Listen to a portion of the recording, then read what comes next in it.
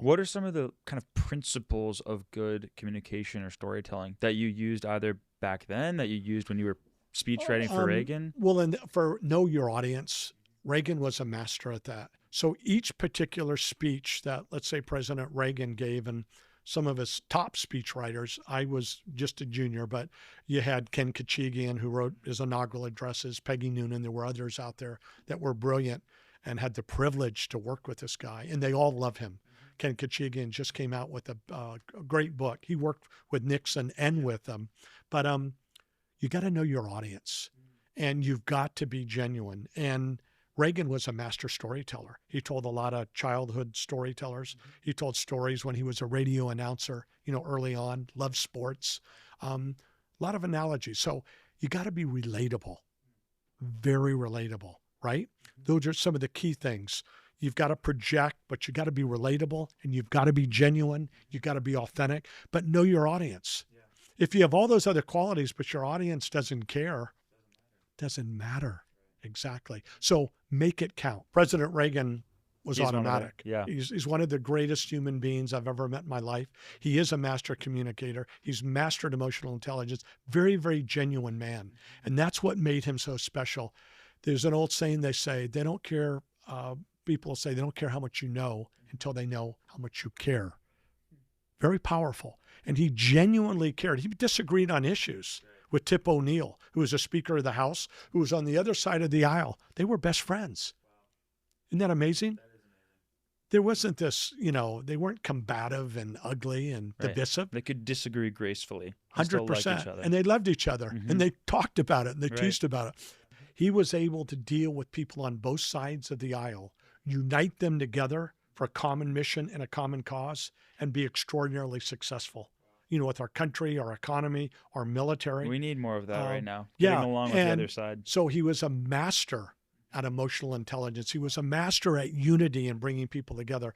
Very few leaders can do that very effectively for a sustained period of time. It's super hard. Were there any other leaders so you had JFK too? JFK, what I liked about him, also one of the most powerful communicators of our time. I think JFK was right for our time. He had, if we look at his history and his family, the PT-109 when he served in the Navy, he was almost killed. He had the back injury. Very resilient coming back from that. JFK was not the one who was going to be picked to be the next president of the United States. If you know the history with the family, he had a brother, Joe was, that was, if I'm not mistaken, and I got to double check this, who was killed. And so he wasn't going to be the self-ordained one by the father to take that particular role. But Kennedy stepped up to that, right? What I liked about Kennedy is he could connect with the people. When I say, know your audience and know your people, this whole Camelot era and everything that he went through, the country needed Kennedy at this time. The country was torn. Racism was a big, big problem. It was out of control. He united the country, with Martin Luther King Jr. and uniting the minorities, in this country. He took us to space.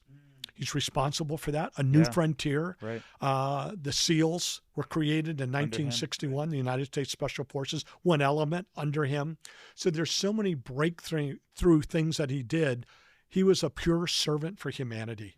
And that's what's so powerful. So not talking about partisan politics. Just a unifier, understood a the audience, unifier, connected. a humanitarian, an effective person who was a real change agent in this world that made a difference. Can you become a better leader? Is that something that can happen? Oh, 100%. So one of the special forces things after every mission that they do a thing called an AAR. It's called an after action review.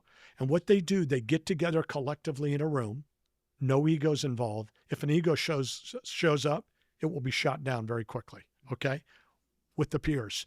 What they do is, what did we do right? What did we do wrong? And what could we do better? They're always looking for improvement. What can we do to take it to the next level? Because we all can always improve. And the great leaders that are truly genuine and humble, they're very open-minded with what we call direct critique. Tell me where I screwed up. Please tell me where I can benefit. So that's why part of this next Gen Z too, how can we help ourselves? Commit to being a lifetime learner. I want you to look at it in the context of how many times have we learned something where we didn't learn it correctly. So what I think we need to do is we need to learn, relearn, and unlearn some things that we didn't learn right the first time. And we need to relearn some things that we thought we knew that we didn't. And we obviously need to learn new things to grow, right? How do we grow?